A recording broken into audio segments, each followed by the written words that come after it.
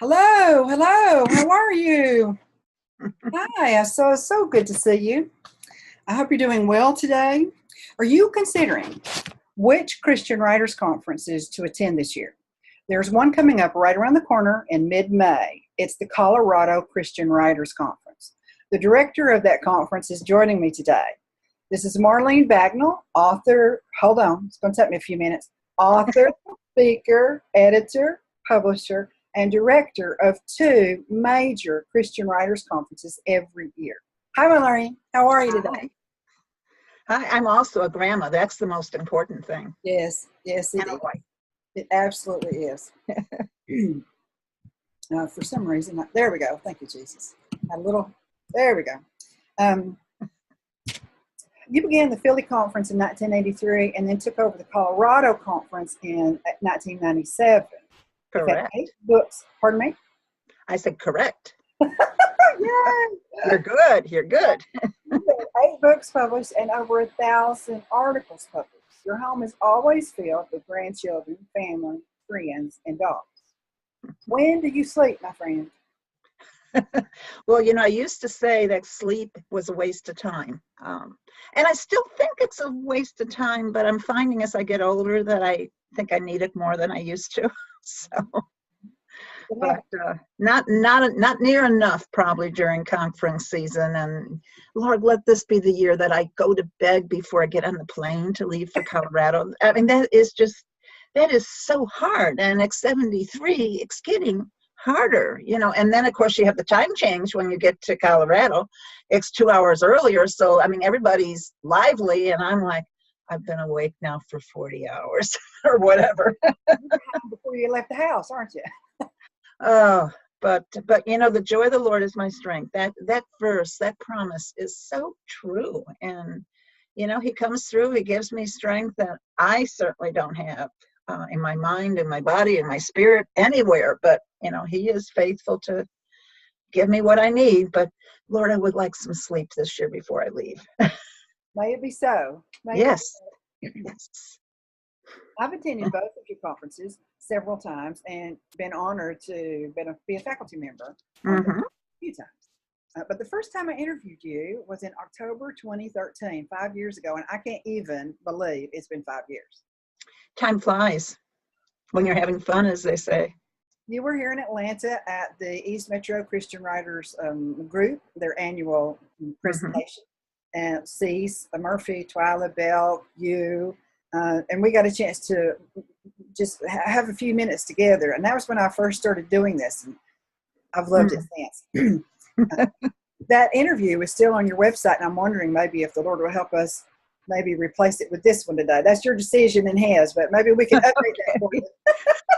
I'll look older, but well, there is that. It will be more current, yes. I was finally forced into getting a new picture for the brochures. People say, that really doesn't look like you. I was like, yeah, it does, but just like 30 years ago.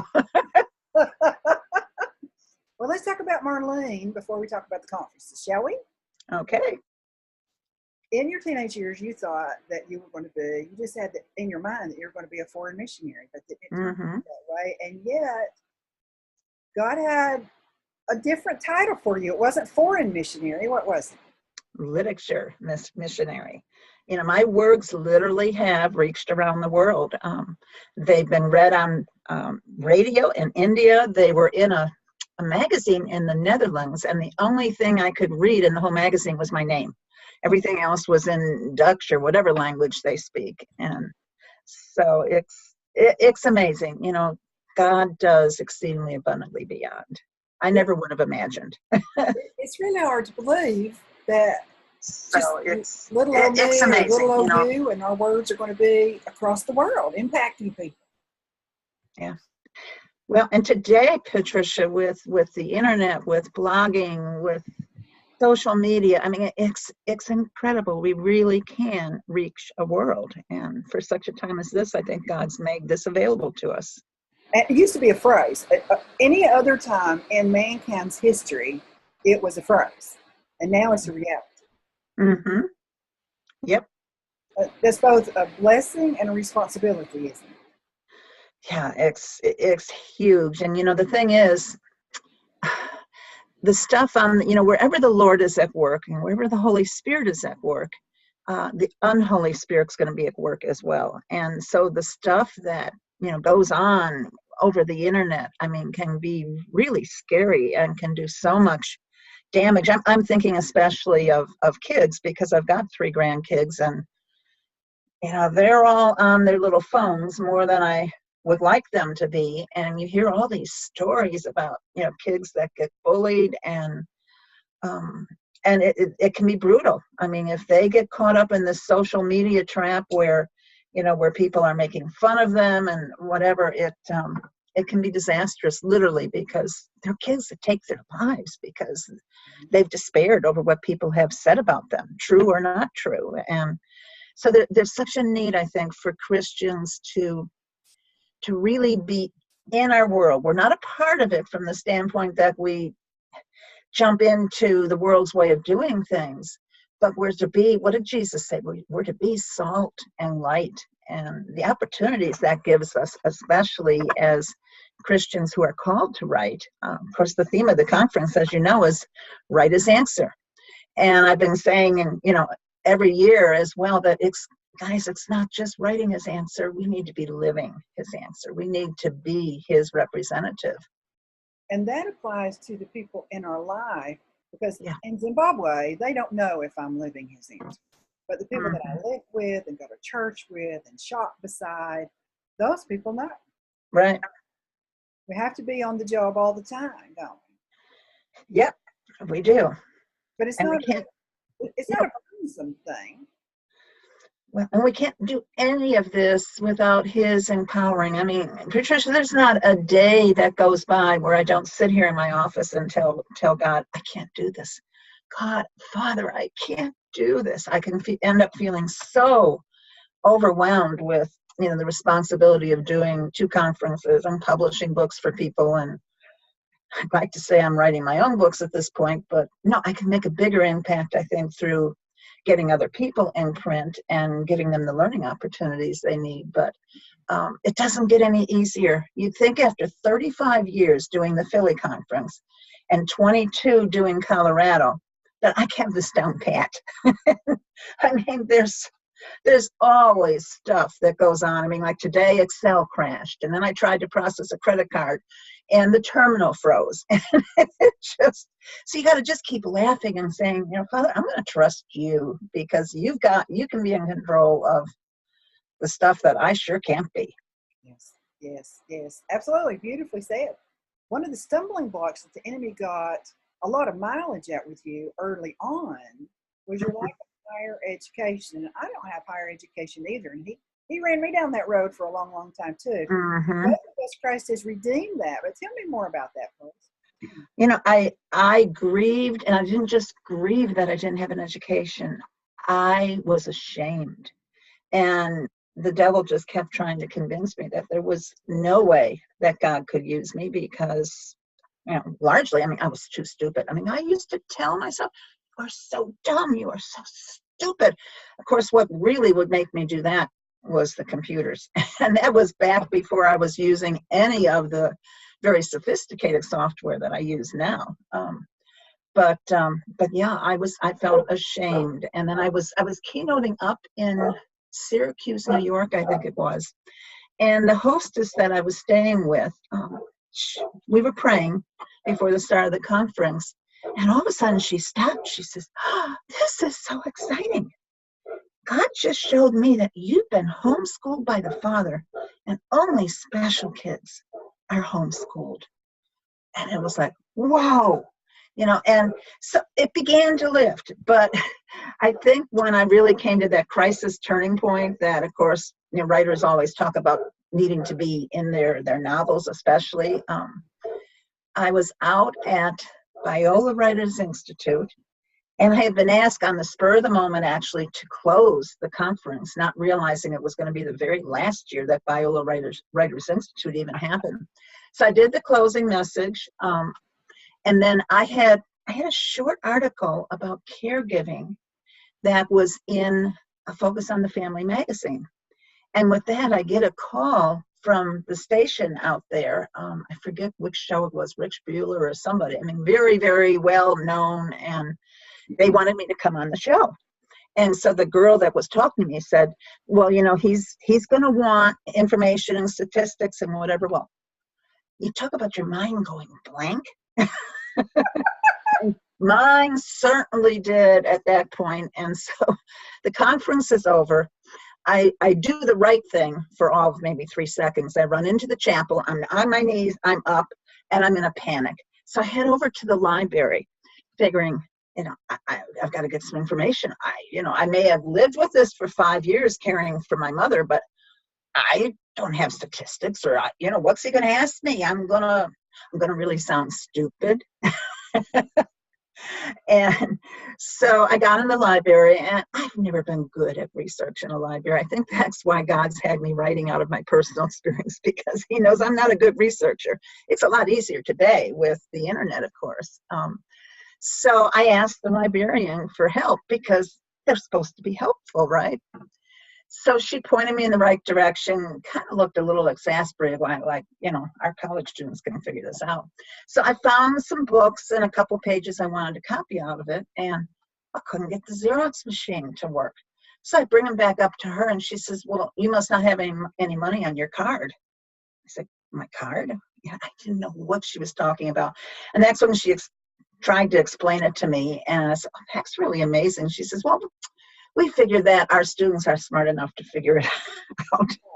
So, I mean, I'm a wreck, Patricia, at this point. So the woman who used to travel with Yvonne Bright actually went with me to the studio, did the interview. I mean, it flew by. 30 minutes was like it was 5. And, and he said to me, well, I'd love to have you back on when you're in the area. Well, it's like 3,000 or whatever miles away, but yeah. So we went out to lunch, and I mean, I guess I must have worn on my sleeve just how inferior and insecure I felt. And so here's this woman looking at me in this restaurant and saying, well, do you believe that God is omnipotent?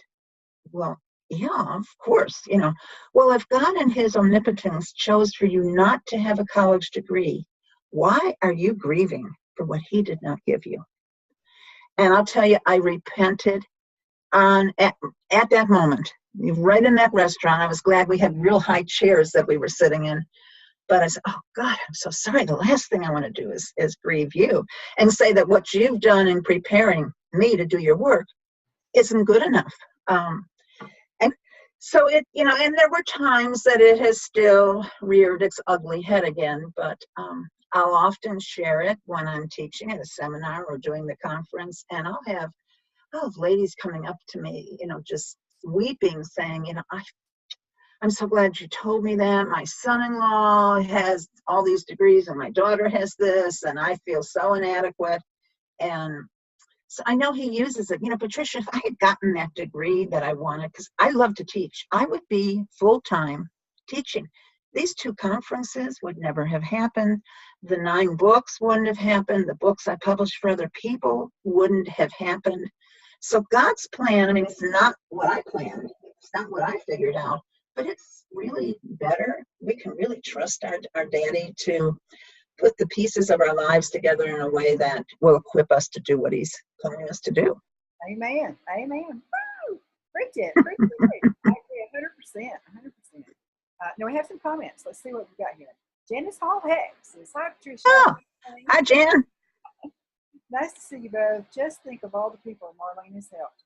With her design, has helped to get published through her conferences. She is faithful to her calling. Amen. Michael Gant says, greetings to both of you from Vermont. What's he doing in Vermont? He's keynoting at both conferences again. Yes, that's what he's saying.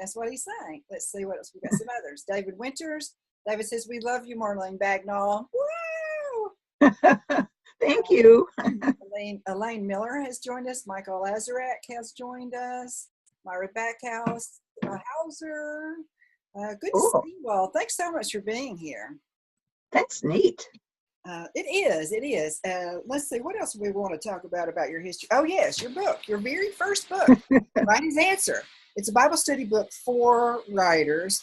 in print for is it over 25 years now? It's 26 years. That's like not just abnormal. That's unbelievable. Especially since I wrote it, yes. No, This is now the third edition of it that's in print. Which one? Which edition? This is the third. It started out, it was 96 pages, I think, and had just a black and white and blue cover. And then Steve Lobby picked it up when he started ACW Press and gave it this beautiful full color cover. And then, well, bottom line is, then I ended up getting the rights back from Reg Forder, and then I redid it myself. That's what's so exciting. We can now, with the tools that God's given us, with the computer, we can get our stuff out there. And so it has been in print for 26 years. But Patricia, it's not the first book I wrote, though. Oh, sorry. It was a couple of books down the line. In fact, the first book that I wrote, people don't want to hear this, but it's true, and they need to hear this, because a lot of this, if you want to get in print, particularly back when I started, when indie publishing wasn't an option, you needed to have the tenacity to hang in there. And the very first book that I wrote was returned. I didn't call them rejections. Returned sounded nicer. Yes, it did. But it was returned 42 times, and over a 6-year period. But I knew God had called me to write that book. I also know why it took the 6 years. Part of it was I wasn't ready at all. And another part, God is such a gentleman. This was a story about my sister, who's now home with the Lord. We raised her for 5 years because her father, my stepfather, sexually abused her. And so when I was first trying to find a publisher, I was already speaking at conferences, and the editors would say to me, "You're a good writer. And this is an important topic, and we really don't want to deal with it." Yep. And there was that small window. I mean, I was ahead of the market, and then I almost was past the market. Mm-hmm. But if I had not hung in there with that book, none of this would be happening today, I'm certain. So God's amazing. I mean, but it was hard. There's a verse in Galatians 6:9 that says, "Let us not get discouraged of doing what is right, for after a while we'll reap a harvest of blessing if we don't get discouraged and give up." And the discouragement that's the biggie. I mean, the devil just works so hard I call it the deadly D's, the disappointments that lead to the doubts, that lead to the discouragement, can even lead to the despair. I've found too many writers that are good writers with a message that's needed, and they give up after they have a few things returned by publishers. And it's like, hey guys, you got to hang in there. And again, I think that's why today God has made indie publishing a possibility for us. I think he got tired of our whining that, oh, nobody wants to publish me. So, I mean, now it's like we have no excuse, and you don't have to go through a company that's going to charge you $5,000, $6,000, $10,000. You can learn to do it yourself. I mean, hey guys, if I can learn to do it, you can learn to do it. Yes. I'm sure of it. Yes. Well, now one of the things that I know that you've, let me see if we have any more comments. Let's see. Just checking. Takes me just a half a second. Let's see. I think we're caught up with everyone. Anybody has a question now for Marlene or another comment for her? This is what the comment box are for, and we're eager for you to engage with us. It can just be us because we love what we're talking about, but if you want, come on. So even more than that, we love the Lord, and to be able to be doing his work full time. Well, it's more than full time. I think I work yes, 15 to 18-hour days, but it's for him. It's for his kingdom. It's for his people, and it's worth it. It is so worth it. It is worth it. The last thing I want to ask you about just Marlene herself is and it still is a great segue to the conferences. You feel so strongly that a writer cannot do this work alone, don't you? Oh, we need, obviously, first of all, we need the Lord, but we need each other. I have 2 critique groups that meet in my home. One meets monthly in the morning, and then I've got a group of ladies. In fact, they're coming tomorrow night. And we've been meeting for 7 years, I think now. Close friendships have been formed. Books have been published. We encourage one another. We pray for one another. And, Scripture says iron sharpens iron. We need each other. And we have a lot of fun in the process. Paul's down in the basement, and he's convinced that we're not getting anything done because we're up here giggling. But we are getting a lot done, and it's a joy. Investing in the lives of other people and those relationships. And I'll tell you, my closest friends are writers. I maybe it's because we have the shared experience, but I think we go deeper quicker. Yes. And I love it. I love it. It's not this, Sunday morning, hi, how are you? Oh, I'm fine. And, oh, it's cold outside, or it's hot outside. Or let's talk about stuff that's important, that will change lives for eternity. Yes. Well, we've got the Christian factor going, and then we have the gifted factor going, because we know that we're called by Him. We know that we are gifted with a message for a certain audience.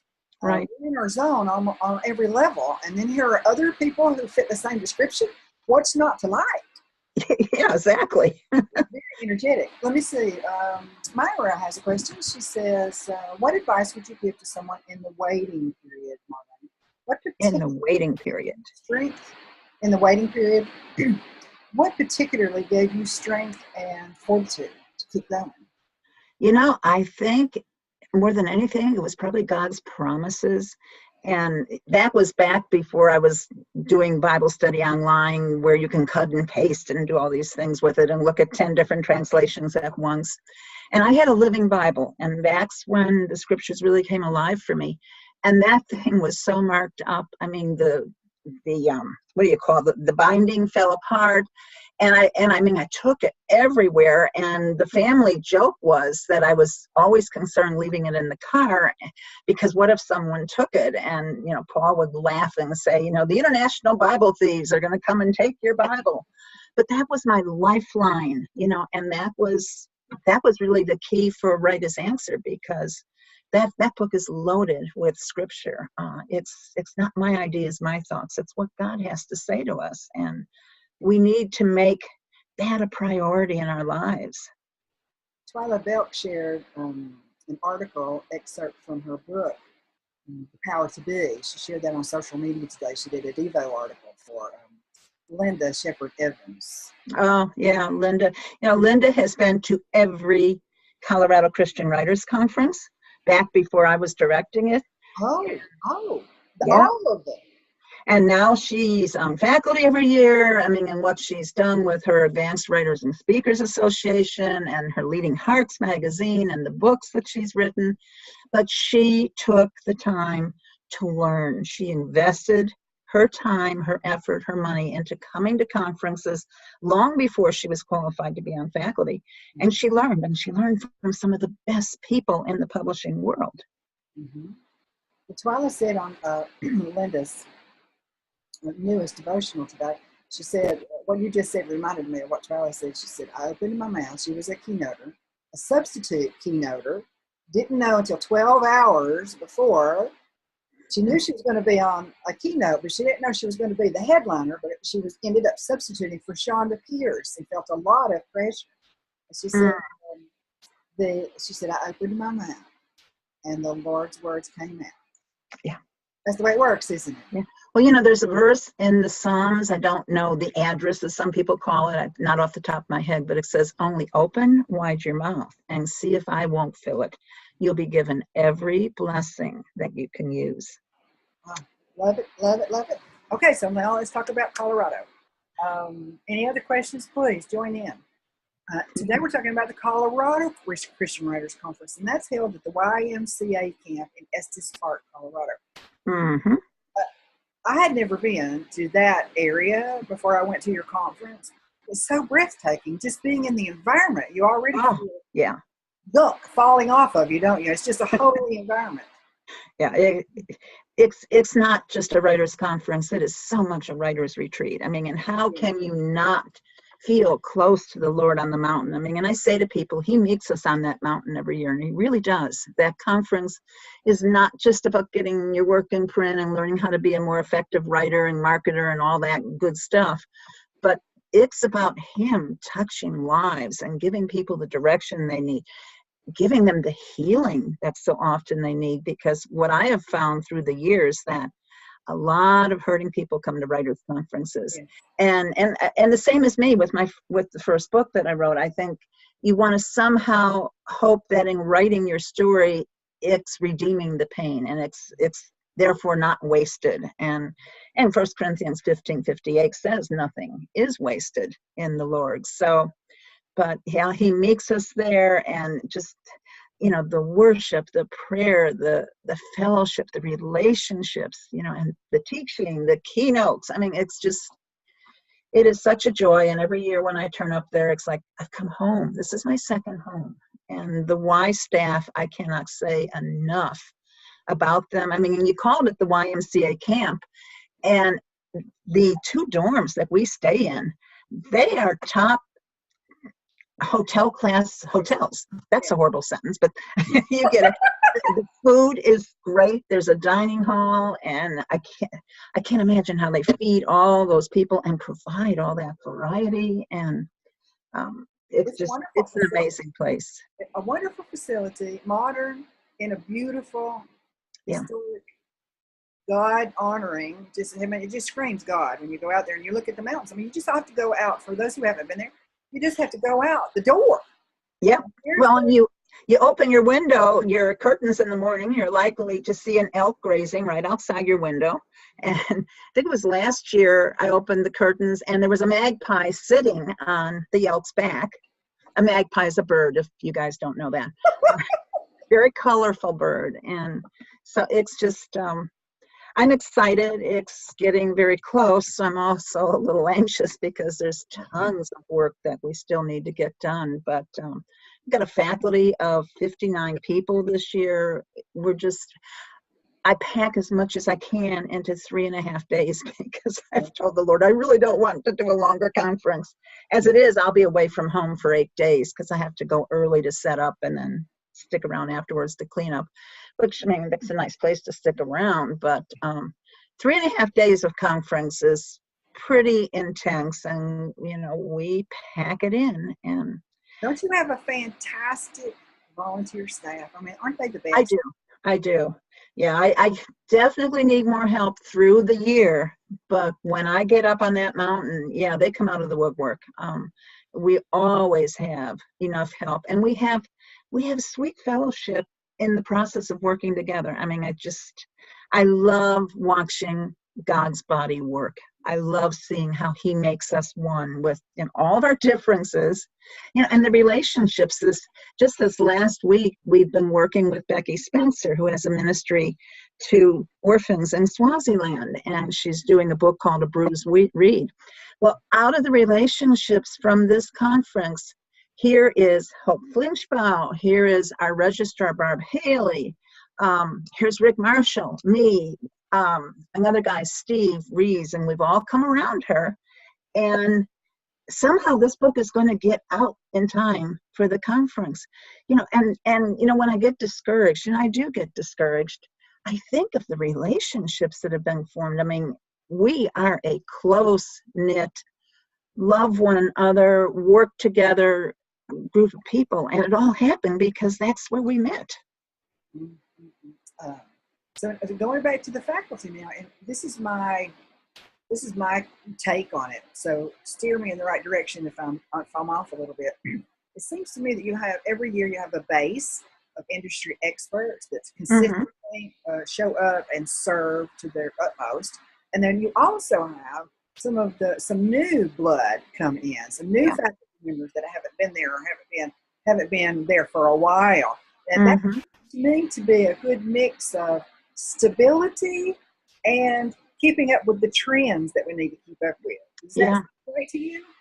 Yeah, no, you hit it on the nose. And for instance, there's Tim Shoemaker, who is with us every year. I met Tim when I was on faculty. He was a conferee at Right to Publish in Chicago. And he was walking out because he was so discouraged. And I just happened to be sitting there on a bench right by the door. And I stopped him. And the next thing I knew, we were talking, we were praying.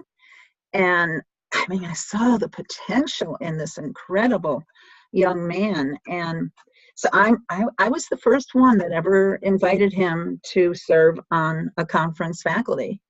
And so he has been with the Philly and the Colorado conference every year. I don't even know for how many years now, but he always does a Bible study on the opening morning that is so creative. You never know what this guy's going to do. Well, part of his whole mission and ministry is with kids. So with kids, you got to hold their attention. So you have to do that with adults too when they're sleepy, and he does. And he's doing the closing keynote in both. Well, it's not the closing keynote in Colorado. He is doing a closing one in Philly. He's doing Undaunted in Philly. He's doing Shooting Higher in Colorado. And I mean, and he's gone on to do fiction for middle grade fiction that is just, he's won awards with it. He's speaking in schools all over the nation, and so again, it's this whole idea of investing in people's lives and seeing what God does. There's Rob Cook that I'm bringing out to Colorado again, and met him through a friend at church, and he had a ministry called 252 Underground here in Langsdale. And I was there one evening, and 60 teens were packed into that building, and the loud jukeboxes and all that, and with the pants that are falling off their bottoms and the big belts. I mean, in the flesh, I would have really been intimidated because these were tough kids. These were kids, some of them even living on the streets. But Rob introduced me as his friend, and I'll tell you, those kids were more polite than often the kids in church. And when he unplugged the music, they sat down and they listened to him. He has made a difference in the lives of kids. He's literally saved lives. So, he'll be talking at both conferences again this year. So I love seeing what Father has done. I mean, and he just gives me the opportunity to be kind of a connecting people up. And it's awesome because he's an awesome God. Amen. Amen. Oh, more comments. Let's see what we've got to say. Let's see. Robin, Robin Hackinson Grunder, don't you? Robin? Sweet Robin. Used to be Paulson. Yeah. Yes. She says, hello. What advice? Oh, so that's Myra. Robin says, I'm a little late to the show today. I'll have to watch the replay here. No problem. You're always welcome, Robin. We love you. You are wonderful, wonderful, wonderful. And I know both. I just happen to know both. Ethel. Hey, Ethel. How are you? It's good to see you here. I know both Tim and Rob and other people too, but the ones that you just mentioned, they're really the full package, aren't they? They're authentic Christians. They're the real deal. And in authentic Christian men in a time where we don't have an excess of that. No, we don't. And they're making a difference. They're committed to Jesus Christ, and they're using their pens, they're using their voices, and they're not giving up. They are out there sharing the good news. Yes, each in their own way. They're very different men. Very different. I mean, Rob comes in his uniform as such, which means jeans that have patches and are tattered, and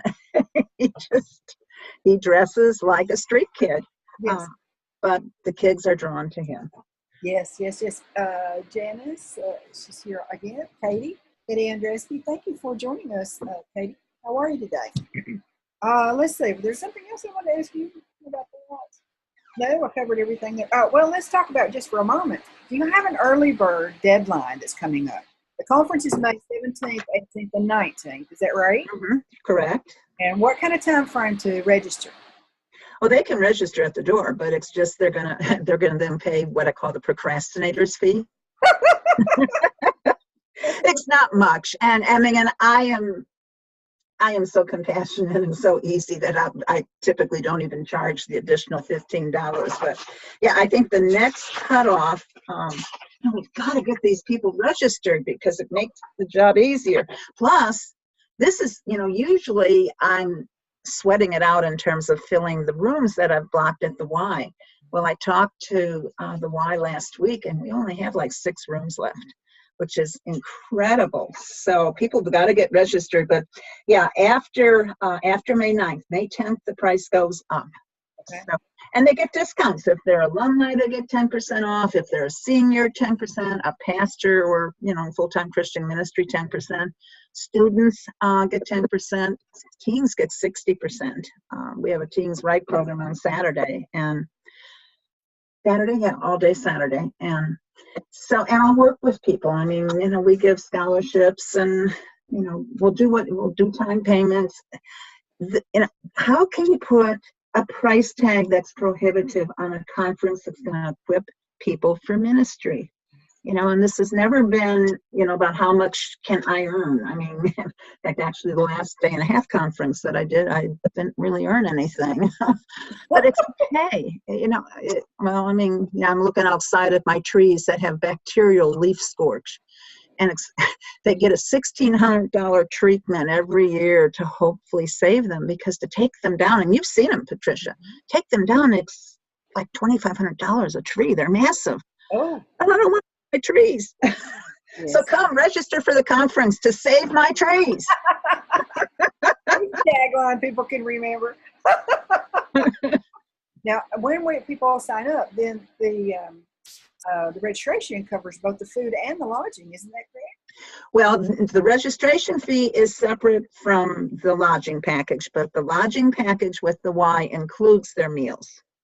Okay, so that's what it is that's included. Yeah. So there's registration for the conference, and then there's lodging and meals. Right. And the registration for the conference, we do something, all conferences offer you the opportunity to meet one-on-one with faculty. But we offer people who come for the full time for Thursday, Friday, Saturday, they get 5 15-minute one-on-one appointments. And that's more than they're going to get anywhere else. And it just really makes a difference, because, it's all about relationships. It really is. Mm-hmm. We can go to a conference, we being any Christian with a message, and even an idea for a message. And at one of your conferences, we get a chance to not only rub elbows and eat across the table or worship next to somebody who's an industry expert, that if we wanted to develop in 2 or 3 days, and sometimes less than that, sometimes minutes or hours, we can develop a relationship because the Holy Spirit's there and both parties are there, that would maybe take months or years, or perhaps never even happen if we were just emailing back and forth incessantly. Yeah. Well, and so many of the companies now, if they're, for people who are looking to traditionally publish or to publish in the magazines, at least the book publishers especially, they don't take manuscripts over the transom anymore. Almost all of them are going to require that you have an agent. And to get an agent, well, that doesn't really happen through email either. It happens through meeting them at conferences or knowing one of their clients who then recommends you. And I think we have 6 agents on faculty this year. For the first time, we've got Dan Balo, who is with the Steve Lobb literary agency. I mean, and Steve is one of the most respected agents in the nation. And so they will have that opportunity to connect with the agents, with the editors that can open doors, or to learn from the authors how to do it themselves and how to go indie. And let me see that. I've got it. What are you eating? Hang on. Oh, you bad girl. Uh-oh. You got a runaway dog. Well, Paul let the puppy in here, and she found a paper towel that she was shredding. Yeah, they say kids keep you young. I'm hoping this puppy is going to keep us young. I know we do a lot of chasing around, particularly around the dining room table, because when she gets something in her mouth, she looks at you and it's this expression of, catch me if you can. And some of the things, we ended up at the vet with a $270 bill because Paul thought she had swallowed a battery, a AAA battery, which when I researched it online, and of course we didn't find it, it wasn't in her mouth and didn't find it anywhere on the floor. That's very dangerous. So she got x-rays and no, she did not swallow it. So we came home, we kept searching again, where is the battery? And I finally found it in our bed. And she's a trip, I'll tell you. Well, in fact, that reminds me that one of the girls who's doing a continuing session, she works with Karen Ball, and Karen is just top notch when it comes to fiction. Her name is Erin Taylor Young, and she's doing a continuing session on Right from the Deep. And she's got a dog, and she's written 2 books about this dog, and I forget his name. But as I'm reading it, it was like, oh my goodness, we have one. We have one of those. So, A couple of more comments. Let me read them to you. We need to tell them to go to the website, which is yes. www.colorado, or not done, yeah, www.colorado.writehisanswer.com, like the write you do with your fountain pen, WRITE. Yes. And I'll mention that again before we leave. Good. Ethel Litton is, from Covington, over in Georgia again. She says, 2 sweet ladies I met at the East Metro Christian Writers Conference in Covington, Georgia. Thank you, Ethel. We adore you as well. Robin says, I totally agree with the comment about connections at conferences. Even after years have passed, I'm still seeing the benefits of having met faculty members at the conference. Yep. It's so true, isn't it? Such a difference. Michael Gant says, the hallmark of the conferences Marlene runs, and we're going to get to this, Michael, but you are introducing it perfectly. The hallmark of the conferences Marlene runs is that Christ is exalted above everything else. Yes. My heartbeat is always that we keep the gospel as the main thing, and the writing flows out of that. That's a great, great point, Michael. Keep doing what you're doing, Marlene. He's a big fan. Wonderful. Barb Haley's joined us. Hey, Barb. We talked about, now let's go back just for a moment. Let's pretend that I've never been to any of your conferences, and I'm scared about 2 things. Yeah? I'm scared because I'm going by myself, and I don't know what's going to happen, and I don't know anybody there, and what if they don't like me, and all the million things that the enemy can do. And then I'm also scared and excited both about the fact that this wonderful conference with this wonderful director is saying that I'm going to get to meet an industry expert, more than one, and actually speak to them in a private 15-minute appointment. Well, that's the most exciting thing a Christian writer can hear, and it also makes your heart go right through your throat. Hyperventilate. Give me peace about both of those, please. Being scared about coming and attending by myself, and being fearful or confused about what to expect, how to present myself to a 15-minute appointment. Well, one thing you can do, one of our faculty members, Debbie Hardy, who she says that when she went to her very first conference, she invited a friend because that way she knew she couldn't get up and leave. She's gone on. She's published 3 books. She's now teaching. She's done over 200 interviews on radio and television. But was terrified of her first conference. And this is a woman who worked in corporate America. If there was ever anybody who was, really savvy and with it and, just all together. But, what we project and what we feel inside is not always the same thing. So, but the bottom line is, Patricia, they have to go in prayed up. We've got tons and tons of information on the website for how to prepare for your appointment. And you just gotta trust. And, and if the idea that you share with an editor, if they're not interested in that, talk to them. They're just people like us. And, oftentimes out of just a conversation, something else gets totally birthed. One of the books that Tim Shoemaker published ended up with group publishing, and I told him, I says, you need to meet with this editor. I don't know what to share. I said, Tim, just meet with this editor. Tell her what you do, what you're speaking on. Well, he ended up with another book. So, the bottom line is God's in charge. We trust him, Patricia, for our salvation, for eternity. Can we not trust him for a 15-minute appointment? Amen. Amen. And the other people are there. One of the things that I was so delightfully surprised about was that the other person, that faculty member, wants to talk to me. They want to talk to. They're to serve. Their heartbeat is to serve. Yeah. It's just an unusual, delightful, fantastic mix of elements, isn't it? A little chaotic, but there's that underlying God direction. All of it. Well, and they give so much. I think of Nick Harrison, who's an agent with WorkServe. I mean, and he's sitting up there in those seats in the auditorium, and he just one person after another, and he's a true gentleman. Yes. What a great guy. I mean, these are again authentic Christians who are coming to the conferences to serve. I mean, they don't earn a fortune by any means. They come.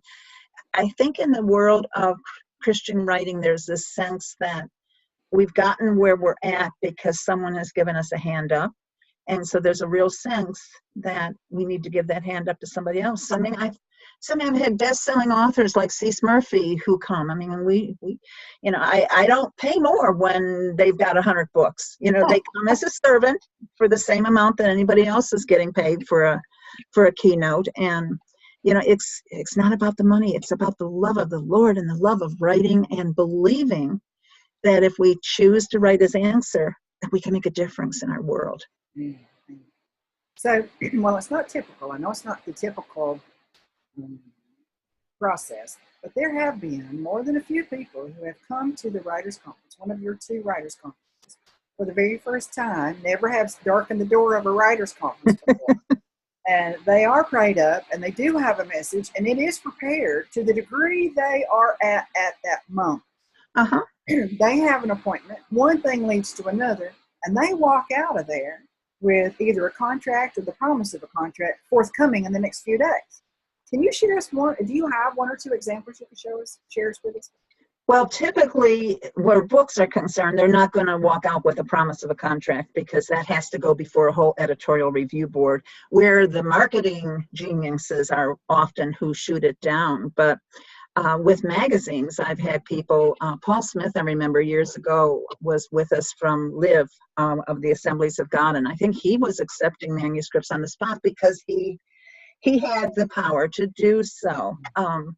So, I think there's a danger when it comes to expectations, and we need to say, Father, what in my heart I'm hoping will happen, but I want to be so open to your plan. And to tell you a quick story, years ago when I was working on my first book, How Our Family Coped with Incest, for those who just tuned in, we raised my half-sister because her father, my stepfather, sexually abused her. I've got a wonderful husband, so don't. I used a pen name on that book. I didn't want people to pick it up and say, oh, I didn't know. Yes, whatever. But I went to this conference. My pastor actually sent me because I didn't have the money for it, and we had 3 kids, and boy. So Kirk sent me and even paid for me to stay in the dorm. He wanted me to have the whole experience. So, I mean, I was convinced this book was, I think, finished at that point, and of course, God was going to open the door.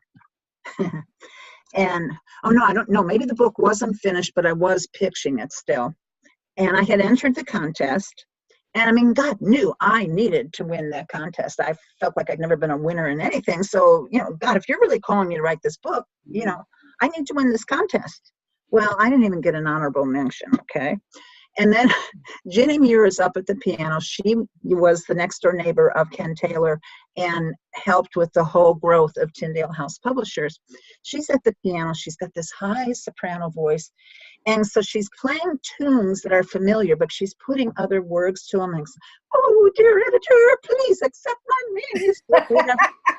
Well, everyone is roaring. I mean, they're about rolling in the aisles because she is hysterical.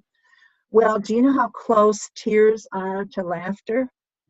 I ended up sobbing, absolutely sobbing, because no one was interested in my book. And I learned how much I still needed to learn, and I felt overwhelmed and, inadequate and all that garbage again. And so when we walked out of the auditorium afterwards, here I'm passing Jenny. I mean, she could see I was a mess, and I'm boo-hooing on this Tyndale editor's sleeve. And, and it could have been so easy so many times for me to just quit.